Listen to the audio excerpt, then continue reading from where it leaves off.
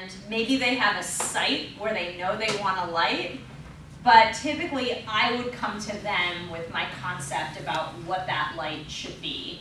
And the way I figure that out is I investigate the architecture, I spend time with the house, either, the lines, the angles, the materials they used, what you can see out the windows, and I would go like at different times of day and really experience that space. And then it's like building empathy with the building. Absolutely, yeah.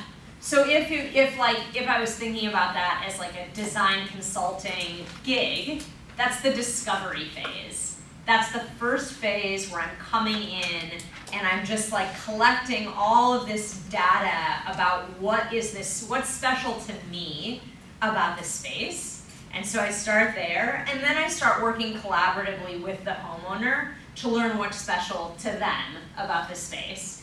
And some of it maybe isn't even about the space. Maybe it's like when they were 5, they had yellow wallpaper in their bedroom, and from that moment on, yellow is their favorite color. They want the light to be yellow. And so sort of getting into the psychology and history of how did this client build their aesthetic sensibilities. And so sometimes, like for that first image, I spent 9 months with the clients who commissioned that work.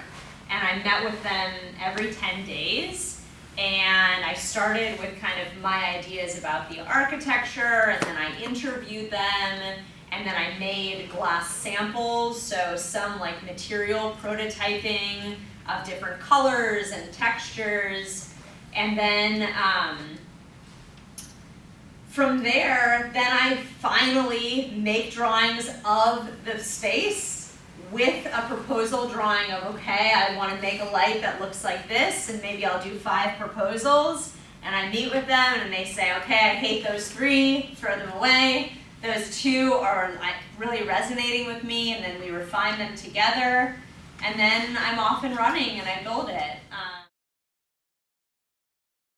I really wanted to point out this specific project because I know that Bruce has talked to you about failure and how essential that is in kind of refining ideas and getting to something really great, and also taking risks.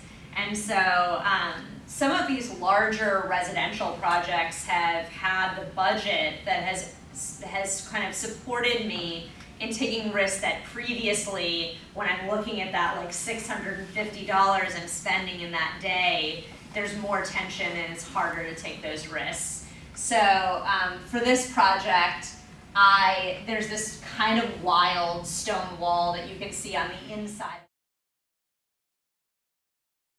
And I just thought that material decision by the architect was so unique and so interesting and really evocative. It made me think of so many stone walls for glass, and also kind of was a play with, okay, it isn't exactly the same as the architecture, it's speaking to the architecture. So I decided I wanted it to be clear glass, I wanted it to feel like stone, I wanted it to light up. And in this project, I really had no idea how I was going to make it. I pitched the concept to my clients before thinking through the technical aspects entirely. I said, like, we need a large, clear stone sphere. That's what the light's going to be. And they thought, great, love the idea, let's go for that. And so as I kind of started prototyping, I made clay models of it, just like clay that a kid would have. I built little bricks.